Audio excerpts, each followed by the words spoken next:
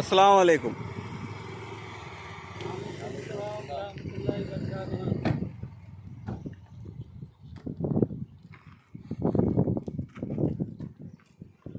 అస్సలాముఅలైకుం వరహ్మతుల్లాహి వబరకాతుహు।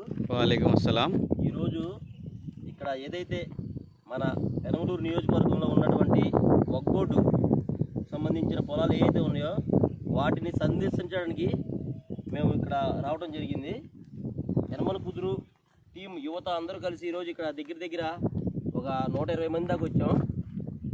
ఇలాగే ఏదన్నా అవసరమైనప్పుడు మనం అందరం ఒకే తాటి మీద ఉండి, ఇది ఎంత అరాచకం అంటే దీన్ని మనం క్వశ్చన్ చేసేవాళ్ళు లేరు।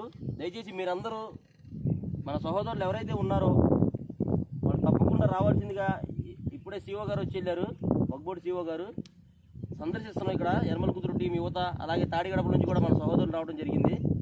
చూడండి, ఇది మళ్ళీ పంట యథావిధిగా సాగుతూ ఉంది, దీన్ని అడిగేవాళ్ళు లేరా అని మేము క్వశ్చన్ చేస్తూ ఉన్నాం। ఇక్కడ